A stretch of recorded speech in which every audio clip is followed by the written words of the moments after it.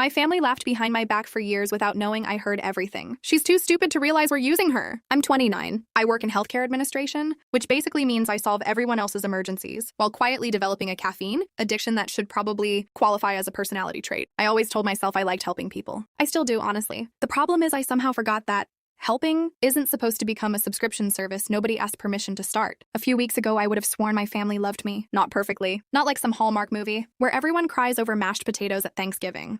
More like dysfunctional but loyal, loud, chaotic, constantly borrowing stuff, the usual. God, I was dumb. Actually, scratch that. I wasn't dumb. I was optimistic, which is apparently just the deluxe version of being dumb. The funny thing, and by funny, I mean I laughed because otherwise I'd throw my phone into the nearest lake, is that nothing exploded overnight. There wasn't some dramatic screaming match. No inheritance fight. Nobody confessed to a secret second family. My entire reality collapsed because I got included in something I absolutely was not supposed to see. Corporate espionage, except the corporation was my relatives and the product was me. Amazing. It started on a Tuesday. Because terrible life-changing events always happen on the most aggressively average weekdays, I was sitting on my couch wearing sweatpants older than some middle schoolers, eating grocery store sushi that had absolutely no business calling itself sushi. It was rice with confidence issues. My phone buzzed. My aunt had tagged me in a shared cloud album. Weird. She barely knew how to send emojis without accidentally calling someone. I opened it. There were maybe 40 photos from my cousin's engagement party the previous weekend. I hadn't gone. Funny story. I paid for half the catering. Couldn't attend because I was covering an emergency shift after someone quit. Isn't life just adorable? Anyway, I started scrolling. Decorations. Cake. Champagne. My cousin pretending she'd personally discovered the concept of happiness because some guy with nice teeth proposed. Cool. Then I noticed a video mixed into the pictures. Only 15 seconds long. No thumbnail. Curiosity is a disease. I tapped it. At first, it was just a phone pointing at a kitchen counter. Somebody must have set it down while recording accidentally. I almost closed it. Then I heard my own name. And suddenly, my entire nervous system decided today was cardio day. You ever get that feeling where your stomach doesn't exactly drop? It just quietly packs a suitcase and leaves your body. I kept listening, not because I wanted to, because I physically couldn't stop. It's amazing how your brain works during moments like that. Everything slows down, except your heartbeat. That thing starts auditioning for a drum solo. I heard people laughing, not laughing with me. Laughing about me, not the affectionate kind either. The kind where you suddenly realize you've been the joke for years and nobody forgot to tell you. They just preferred it that way. Apparently, I had become a running family bit. Miss Reliable. The emergency contact. Walking Venmo. Human refund policy. They had nicknames. Do you know how absolutely insane it is finding out you've been assigned a character class in your own family? I wasn't even offended immediately. I was confused. Like, wait, what? My brain genuinely thought maybe I'd misunderstood. Context. There has to be context. Spoiler alert, there was context. The context somehow made everything worse. From bits and pieces scattered through that stupid 15-second clip, it became painfully obvious everyone had started assuming I'd pay for things before they even ask. Need new tires? She'll figure it out. Vacation deposit short? She hates saying no. Unexpected bill? Just wait until payday. She always caves eventually. I don't think they realized how horrifying that sentence is. She always caves. Imagine your entire personality summarized as predictable financial compliance. Absolutely sick work. The video ended. I stared at my reflection in the black screen afterward. Didn't even recognize myself. Then something even weirder happened. The album disappeared. Gone. Completely gone. A second later, notification. This shared album is no longer available. Somebody realized. Someone hit delete. Too late. Oops. I sat there frozen, not crying, not yelling, just existing incorrectly. It's hard explaining what betrayal actually feels like. Movies always show dramatic reactions. People smashing glasses, throwing things, sobbing on kitchen floors. Nah. Sometimes betrayal is just staring at the same lamp for 45 minutes, wondering why lamps suddenly look suspicious. My apartment was dead quiet. The refrigerator hummed. Someone outside revved an obnoxiously loud motorcycle because apparently subtlety is illegal now. Life kept going. Meanwhile, my brain had completely blue-screened. I started remembering stuff, not because I wanted to, because memories are rude. Every little favor, every temporary loan, every we're family. Temporary apparently meant permanent. Loan apparently meant donation. Family apparently meant congratulations. You've unlocked unlimited access to my checking account. There was the Christmas where I bought everyone's presents because my uncle had a rough month. That rough month somehow lasted 18 months. Impressive stamina. Then my younger cousin needed help buying a car. Then my grandmother's home repairs. Then my sister's security deposit. Then another cousin's wedding photographer because it'll only be this once. Newsflash. Nothing is ever only once. It's like feeding one pigeon. Congratulations. Now there are 600 pigeons. They all know your address. The worst part? Nobody forced me. I volunteered. Because I genuinely believed someday it'd balance out. Not financially, emotionally. Like maybe one day I'd hit a rough patch and everyone would rally around me. Cute fantasy. Should have written a novel. Would have been more realistic. Around midnight my phone rang. My older brother. Didn't answer. Mostly because I suddenly realized something horrifying. He never randomly called. Ever. Unless 3, 2, 1. Voicemail notification. There it was. Didn't even need to listen. I already knew. I checked the transcript. Hey, just seeing how you're doing. Also, completely unrelated. Mom mentioned she's stressing about a couple bills. Of course, completely unrelated. And sharks are passionate marine therapists. I actually laughed, like loud. One of those unhinged laughs where you immediately question your own mental stability. Because seriously, I had just accidentally discovered my family, viewed me as their emergency budget, expansion pack, and less than an hour later, someone came fishing for money. That's either incredible timing or the universe has a really twisted sense of humor. Probably both. The next morning, I did something I'd literally never done before. I opened my banking app, not to transfer money, to actually look. Like, really look. I scrolled through years of transactions. Thousands here, hundreds there. Random transfers with notes saying just until Friday. Emergency. Urgent. Need help. Family. Love you. Always appreciated. That last one aged like milk left inside a parked car in Arizona. I started adding rough numbers in my head, then stopped, because it was making me nauseous. It wasn't enough to buy a mansion or anything dramatic, but it absolutely was enough to change my life. Student loans, down payment, travel, retirement, actual hobbies besides stress. Instead, I had unknowingly become everyone's favorite financial backup plan. Not because I was rich. That's the funniest part. I wasn't rich. I just budgeted. I skipped vacations, drove the same beat-up crossover for almost a decade, bought clothes when they physically started losing structural integrity. Meanwhile, half my relatives somehow always had newer phones than me. I never questioned it, because I'm apparently allergic to pattern recognition. Around lunchtime, my phone lit up. Mom. I just stared at it, didn't answer. Then another notification. Hope everything's okay. Immediately followed by, hey sweetheart, tiny favor when you get a chance. There it is. There she is, the Olympic gold medalist in emotional transitions. Concern. Heart emoji, financial request. World record pace. I didn't even open the message. I knew the script. I've memorized it over the years without realizing. Step 1, check on me. Step 2, tiny favor. Step 3, unexpected emergency. Step 4, family helps family. Step 5, I apologize for taking too long to send money that never should have been expected in the first place. Honestly, if manipulation had airline reward points, my family would have flown first class for free. My thumb hovered over the keyboard. Habit took over. I started typing. Of course. Deleted it. No problem. Deleted that too. Then I sat there staring at the blinking cursor like it personally owed me rent. For the first time in my adult life, I genuinely didn't know who I was if I wasn't fixing somebody else's problem. And that realization scared me way more than the unpaid bill waiting on the other side of that message. That blinking cursor honestly felt judgmental. Not because it was doing anything. Just sitting there. Tiny little vertical line like, well, you gonna fold again, or are we trying this whole self-respect thing today? No pressure. I locked my phone instead. 5 whole minutes. Which sounds ridiculously dramatic until you realize I'd spent almost 10 years answering family texts like I was customer support with legally binding response time. My phone buzzed again, then again, then again. Good Lord. These people treated silence like it was a medical emergency. I finally opened the messages. Mom had sent 6, not because she was worried, because apparently punctuation was free. The tiny favor wasn't tiny. Her landlord had unexpectedly raised rent. Unexpectedly. Interesting choice of words considering rent increases usually involve paperwork, notices, emails, civilization. Somehow she'd managed to discover it exactly 48 hours before payment was due. Convenient. Almost as convenient as having a daughter with direct deposit. I kept reading. Apparently everyone was stressed. Everyone was counting on me. Everyone was having a hard time. Crazy.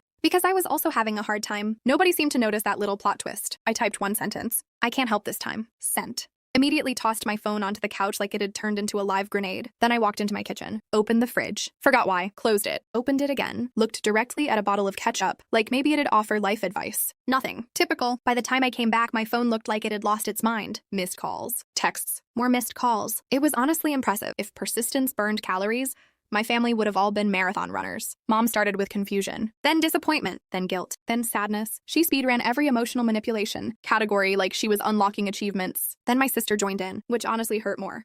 We weren't super close, but I thought we were fine. Not best friends, just siblings. Apparently, I had imagined that. She wrote this ridiculously long paragraph about how everyone sacrifices for family. That sentence almost made me choke on absolutely nothing. Everyone? Really? Could have fooled my bank statements. I started noticing something weird. Not one message asked if I was okay. Not one. Nobody said, you sound different. Nobody wondered why the person who had literally never said no suddenly hit the brakes. No curiosity. Only inconvenience. That realization landed harder than the original album. Because accidents happen. People say awful things. Fine. Whatever. But this was active, current, live. They weren't reacting to my feelings. They were reacting to interrupted cash flow. Absolutely incredible. Around 3 that afternoon, my cousin Mason posted pictures online. The engagement party. Same one from the album. Everybody smiling, everybody hugging. Caption talking about how blessed family makes every celebration complete. I laughed so hard coffee almost came out my nose. Family. Blessed. complete. Meanwhile, I'd apparently been financing the appetizers. Love that for me. Then I noticed something else. One picture, way in the background. There I was. Not physically, financially. The giant dessert table had a custom sign with the bakery logo. Guess whose business card was sitting underneath? Mine. Because I'd recommended the bakery. Then quietly paid the remaining balance when Mason called saying they were a little short. Nobody tagged me. Nobody thanked me. I wasn't in the family pictures, but my wallet sure made a guest appearance. Cute. Real cute. I shut the app before bitterness permanently fused itself into my DNA. That evening, I did something I'd been avoiding. I opened an old spreadsheet. Yeah. I'm that person. Judge all you want. Spreadsheets calm me down. Therapy is expensive. Excel has unlimited cells. I started entering every transfer I could find. Date, amount, reason, if there even was one. Half the payments literally just said things like need ASAP, fantastic documentation. Very professional. Hours disappeared. The numbers got bigger. I genuinely stopped believing them. So I checked again. Nope. Still real. Some years I'd spent more supporting relatives than I'd contributed to my retirement account, which looking back feels like sponsoring other people's futures while ghosting my own. Outstanding strategy. 0 stars. Would not recommend. Then something clicked. Not emotionally, financially. I realized almost every request happened near payday. Every single one, like clockwork. I pulled up old calendars. Sure enough, within 48 hours, almost every time. I just sat there staring. How had I never seen it? Actually, no. That's the wrong question. The right question was, why would I have looked? Trust doesn't usually come with forensic accounting. Then my email chimed. Subject line, quick question. From my uncle. I almost ignored it. Instead, curiosity won again. Apparently, I'd become addicted to emotional self-harm. He wanted advice, or so the subject claimed. The email itself? Different story. Started with compliments. Always dangerous. People who genuinely appreciate you don't usually need 3 paragraphs of buildup. Then came the actual point. His truck needed repairs. He knew I'd understand. Could I maybe? There it was. Didn't even finish reading. I just closed the laptop, walked outside, needed air. My apartment complex had one of those tiny walking paths nobody actually uses except people avoiding responsibilities, which was technically me, except the responsibility I was avoiding happened to be funding grown adults. So honestly, character development. I walked laps for almost an hour, trying to calm down. Instead, I started noticing random stuff. Kids playing basketball, an elderly couple arguing about bird feeders, some guy struggling to carry way too many grocery bags because apparently making 2 trips would have violated his religion. Normal life. Nobody asking me for money. Peaceful. Weirdly unfamiliar. Then my phone rang again. Different number. I answered without thinking. Big mistake. It was my aunt. She skipped hello, straight into concern. Apparently everyone was worried. Interesting, because being worried usually involves questions, not invoices. She talked for nearly 5 minutes, mostly about how stressed mom had become, how everybody was confused, how I was hurting people. I just listened, didn't interrupt, didn't defend myself, didn't explain. You know why? Because I suddenly realized something. She already had an entire version of me living inside her head. Nothing I said was getting past that. Facts don't matter when people are emotionally invested in the fantasy. Eventually, she stopped talking, waiting, probably expecting my usual apology. Instead, I said exactly one sentence. I'm not discussing money anymore. Then I hung up. My hands were shaking afterward. Not because I felt guilty, because I'd never ended a conversation first, ever. It felt illegal, like somewhere a judge was preparing paperwork. 20 minutes later, my sister posted one of those vague social media quotes. Something about selfish people revealing themselves during hard times. Oh, grow up. If you're going to subtweet me, at least have the confidence to tag me. Indirect drama is so exhausting. Either throw the tomato or leave the produce aisle. I muted her account. Best decision I'd made all week. That night I couldn't sleep. Not because I missed anybody. Because my brain suddenly remembered every tiny moment I'd ignored over the years. Birthdays where my gift somehow became paying the restaurant bill. Family vacations where everyone thanked the organizer. I was the organizer. Guess who also quietly covered the organizer's deposit? Me. Holiday dinners where people praised whoever hosted. Guess who reimbursed half the grocery costs afterward because hosting is expensive? Also me. I wasn't making memories. I was sponsoring them. The worst part? Nobody even hid it well. I hid it from myself. That's the piece that stings. You spend years building excuses because admitting the truth feels impossible. Then one day the excuses run out before the evidence does. Around 1 in the morning, another notification lit up my screen. Not from family, from my bank. Monthly spending summary. Normally, I ignored those. This time I opened it. For the first month in years, there were no outgoing transfers to relatives. Just regular bills. Groceries. Gas. My own life. The total sitting in my checking account looked unfamiliar. I actually had breathing room, not a fortune. Just options. And somehow that tiny bit of financial space scared me almost as much as it excited me. Because if I wasn't constantly rescuing everyone else, they were going to realize I wasn't coming back. And judging by today's nonstop avalanche of messages, I had a feeling they were done pretending this was about family. The masks were slipping. Next time, I doubted they'd bother putting them back on. By Friday morning, the silence had officially died. Not peacefully. More like it got hit by a bus. My phone wasn't blowing up anymore because I'd muted almost everybody. Highly recommend, by the way. It's like noise-canceling headphones except for emotional vampires. Instead, life got creative. I walked into work carrying my usual iced coffee, the overpriced kind I always complained about while buying it anyway, because apparently I'm financially responsible except when caffeine is involved. And my manager gave me this weird look. Not angry, not happy, just confused, which is honestly worse. Confused means somebody planted a seed. She asked if I had a minute. Immediately, my stomach folded itself into an origami swan. I followed her into her office, Turns out someone had anonymously emailed HR claiming I was stealing office supplies and doing freelance bookkeeping during work hours. Freelance bookkeeping. I almost laughed. I barely remembered to drink water during work. When exactly was I supposed to launch my secret accounting empire? The accusation was ridiculous enough that HR wasn't treating it seriously. Still, there was paperwork, meetings, questions. An entire hour of my life dedicated to proving I wasn't running some underground Office Depot cartel. Fantastic. Whoever sent it clearly didn't know enough about my job to make the lie believable, but they knew where I worked. That part stuck with me. That wasn't random. That was personal. Walking back to my desk, one thought kept circling. Somebody wanted my life to get messy. Not because they hated me, because chaos makes people easier to manipulate. Stress somebody out enough, and maybe they'll throw money at problems just to make everything stop. Old me would have done exactly that. Scary thought. At lunch, I checked my personal email. Big mistake. There were messages from relatives I hadn't even spoken to in years. People who somehow materialized out of thin air like NPCs spawning after a boss fight. 1 second they didn't exist. Next second they had deeply held opinions about my character. Funny how that works. Apparently I'd become cold, ungrateful, influenced by bad people. I especially love that last one. Bad people. I live alone. Unless my air fryer has been radicalizing me while I'm asleep, I'm pretty sure these decisions were mine. Then I noticed something even stranger. The wording. Different relatives. Different emails. Same phrases. Same weird expressions. Same dramatic buzzwords. It looked copy-pasted, like somebody had been distributing talking points. Congratulations. My family had discovered public relations. Poorly.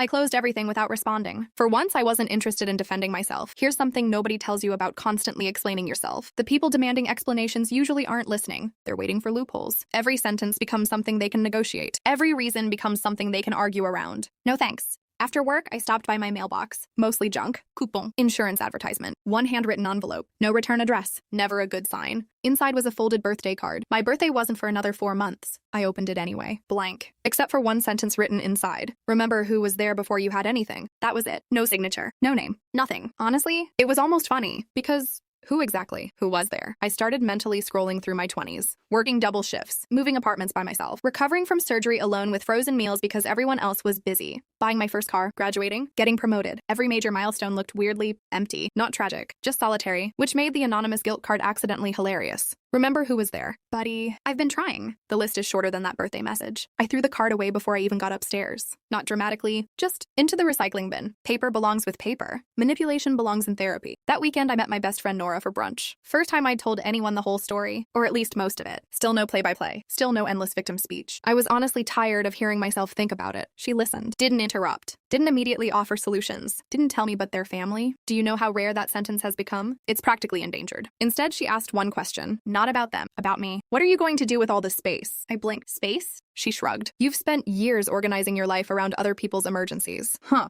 I'd never thought about it like that. Emergency had basically been my hobby. No wonder I didn't know what free time looked like. Driving home afterward, I realized my calendar looked empty. No scheduled rescue missions. No lone reminders. No mental countdown until someone else's crisis. Just Tuesday, Wednesday, Thursday, regular days. I almost didn't know what to do with them. So I booked something completely irresponsible. A pottery class. Why pottery? No clue. Maybe because every mug I'd ever made in elementary school looked like it had survived a tornado. Growth. Also, Clay can't text asking for rent money. Huge plus. Monday evening was the first class. I was terrible. Spectacularly terrible. The instructor kept saying things like, trust the process. Lady, the process clearly doesn't trust me. My bowl looked medically concerning, like if depression became cookware. But for 2 straight hours, nobody asked me for anything. Nobody expected anything. Nobody needed rescuing. People were just making ugly bowls together. Weirdly healing. Walking back to my car, I realized I hadn't checked my phone once. That almost never happened. When I finally did, 23 missed calls. None from my immediate family. Interesting. Instead, they came from unknown numbers. Different area codes. Different names. Almost like people were borrowing phones. Cute strategy. Didn't answer a single one. Tuesday morning, I got an email from the apartment leasing office. Nothing scary. Just informing residents that someone had repeatedly requested my unit number over the phone, but failed identity verification. They hadn't given it out. Thank God. I just sat there rereading that sentence. Repeatedly requested. Why? To send more guilt cards? Show up uninvited? I honestly didn't know. And somehow not knowing was worse. That evening, I finally did something I'd been putting off forever. I changed every password. Email. Bank. Utilities. Cloud storage. Everything. Not because anyone had hacked me. Because I suddenly realized how much personal information my relatives casually knew. Security questions. Old addresses. Pet names. Childhood stuff. The kind of details you never think twice about until trust evaporates. Halfway through updating everything, I got a fraud alert from my credit card. Someone had attempted an online purchase. Declined. Not a huge amount. Just under $300. Enough to test whether the card worked. My pulse immediately spiked. I called the bank. Canceled it. Ordered a replacement. The representative asked if I recognized the merchant. Nope. Never heard of it. Could have been random. Could have been coincidence. Maybe. Maybe not. Either way, I wasn't interested in gambling with my finances anymore. For years, I'd protected everyone else's stability. It was probably time to protect my own. That night, I stood in my apartment looking around. Nothing had physically changed. Same couch, same dishes in the sink, same ridiculously squeaky hallway floorboard that always betrayed late-night snack missions. But something inside me felt lighter, not happier, not yet. Just less crowded. Like I'd spent years living in a house full of people who'd moved out without taking their boxes. And now, one by one, I was finally hauling them to the curb. Turns out peace doesn't arrive all at once. It sneaks in quietly, usually disguised as ordinary evenings where nobody is demanding a piece of your life. I'd barely started getting used to that feeling when an email notification popped onto my laptop. The sender wasn't family. It was an attorney's office, and the subject line included my full legal name. I had absolutely no idea why a lawyer would be looking for me, but judging by everything that had happened lately, I had a terrible feeling this wasn't going to be good. I stared at that subject line for a solid minute, not because I thought I'd committed a crime. I mean, unless aggressively avoiding family group chats had recently become a felony. But lawyers are never attached to anything fun. Nobody wakes up excited because an attorney wants a quick chat. I opened it, immediately wished I'd made stronger coffee. The email wasn't threatening. It was almost painfully professional. The attorney represented my grandmother, specifically her estate planning. Apparently, she'd been updating legal paperwork and wanted to verify some financial history connected to gifts she'd supposedly received over the last several years. Supposedly. That word hit me like a brick. I replied, set up a meeting, and spent the next 48 hours inventing increasingly ridiculous scenarios. Maybe she'd left me her antique china, which, honestly, no offense to Grandma, but I have exactly zero emotional attachment to decorative plates. Maybe somebody was contesting a will. Maybe there'd been identity theft. Maybe aliens. At this point, aliens would have been refreshing. The attorney's office looked exactly like every law office in existence. Neutral furniture, plants barely hanging on to life. Everything smelled faintly of coffee and expensive printer paper. The attorney sat me down, opened a folder, and asked a question so bizarre I genuinely thought I'd misheard him. Had I personally provided over $200,000 in financial assistance to my grandmother during the last 8 years? I blinked twice, then laughed. Not because it was funny, because my brain occasionally responds to stress like a malfunctioning smoke detector. No, that came out way faster than I expected. He looked confused. He turned the folder toward me. There were spreadsheets, copies of bank transfers, handwritten notes, receipts. Every single payment listed under my grandmother's file had apparently originated from me. Except they hadn't gone to her. They'd gone through relatives first. My relatives. Somebody had been telling Grandma that I was constantly sending money specifically to support her medical costs, home repairs, prescription expenses, holiday care, seasonal maintenance. The whole works. Grandma had been thanking other people. Other people had been accepting the praise. Meanwhile, I was unknowingly funding something. Just apparently not what I'd been told. I honestly stopped hearing words for a minute. My ears were ringing. The attorney kept talking. Something about documentation, verification, clarifying records before finalizing paperwork. My brain finally caught up. So, my grandmother thinks I paid for all of this? He nodded. That is our understanding. Well, would you look at that? Apparently, I'd been ghostwriting generosity. That's a new one. The attorney wasn't accusing me of anything. Actually, the opposite. The paperwork didn't make sense. Dates didn't line up. Amounts bounced between accounts before reaching their final destination. Someone reviewing everything had noticed inconsistencies. Hence, me sitting in an office wondering whether reality had always been this weird, or if I was simply late noticing. After the meeting, I drove straight to Grandma's assisted living community. Not because anyone asked me to. Because for once, I wanted information directly from the source. No middlemen. No family translators. No emotional customer service representatives, just us. She looked genuinely surprised to see me, then genuinely happy. Not performative, not dramatic, just happy. That almost broke me. We spent nearly 3 hours together, talking, looking through old photo albums, complaining about cafeteria food. She roasted the mashed potatoes with enough enthusiasm to deserve a cooking show. Absolute legend. Eventually, finances came up, very casually. She smiled, told me she'd always appreciated everything I'd done for her, how proud she was, how she'd told everyone I was the most thoughtful grandchild because I never forgot her. My chest physically hurt because I hadn't, not the way she believed. I visited when I could, called, sent birthday flowers, normal stuff. But all those giant financial sacrifices she'd been thanking me for, someone else had written that story, using my bank account as the ink. I didn't correct her immediately, not because I wanted the credit, because I realized something. She wasn't the one who'd manipulated me. She'd been manipulated too. Dragging her into another family disaster wouldn't help either of us. So instead, I asked a few careful questions, little details, nothing confrontational. By the end of lunch, the timeline made enough sense. Family members had apparently collected money for Grandma from multiple people over the years. Mine just happened to be the largest contributions. Whether every dollar reached its destination, well, the paperwork already answered that. Driving home, I didn't feel angry, which honestly shocked me. I felt done, like completely, deeply, profoundly finished. Anger requires energy. These people had already borrowed enough of mine. That evening, the attorney emailed requesting copies of my own transfer records. Easy. I'd already organized everything. Thank you, emotionally fueled spreadsheet marathon. For once, my obsessive documentation actually paid off. A few weeks later, he called. The review was complete. The estate documents had been corrected. Several financial assumptions were removed. Everything now accurately reflected reality. No courtroom, no dramatic lawsuits, no screaming relatives chasing me through through parking lots. Real life is usually less cinematic. It's mostly paperwork. So much paperwork. I never contacted my family about any of it. Didn't send a victory speech. Didn't post cryptic quotes online. Didn't chase closure. Here's the thing nobody tells you. Closure isn't something people hand you after admitting they were wrong. Sometimes they never admit anything. Sometimes they double down forever. Sometimes they genuinely convince themselves they were justified. You can waste years waiting for an apology that exists only inside your imagination. I decided not to. Instead, I redirected every automatic transfer I'd canceled months earlier. Only this time, the money went into my savings. Boring? Absolutely. Life-changing? Also absolutely. 6 months later, I signed paperwork for my own condo. Tiny place. Nothing fancy. The kitchen is somehow both too small and too big at the same time. I don't understand architecture. The hallway light flickers occasionally. One cabinet refuses to close unless you threaten it. I love it, because every square foot belongs to me, not emotionally mortgaged to someone else's expectations. I even hung one of my horribly lopsided pottery bowls on a shelf. It's objectively awful. Looks like a cereal bowl that lost a fistfight. Makes me smile every morning. Every now and then someone asks if I miss my family. That's a complicated question. I miss the family I thought I had. I don't miss the job I accidentally accepted. Those are two completely different things. The strangest part is how ordinary my life feels now. My paycheck arrives. It stays in my account. I make plans without mentally calculating whose crisis might interrupt them. I bought concert tickets months in advance without leaving emergency money for somebody else's latest disaster. Turns out freedom isn't loud. It doesn't announce itself. It sneaks into tiny moments. Sleeping through the night. Ignoring unknown numbers without feeling guilty. Buying decent coffee because you actually want it. Instead of convincing yourself instant, coffee builds character. Spoiler, it doesn't. It just tastes like regret. Sometimes I think back to the person I was before all this. The version of me who believed love had to be earned by endless sacrifice. I don't hate that version. Honestly, I feel sorry for them. They were trying so hard to deserve a seat at a table where nobody ever intended to let them eat. These days, I'd rather build my own table. Even if it's small. Even if the pottery on it is embarrassingly crooked. At least nobody sitting there expects me to pick up the check.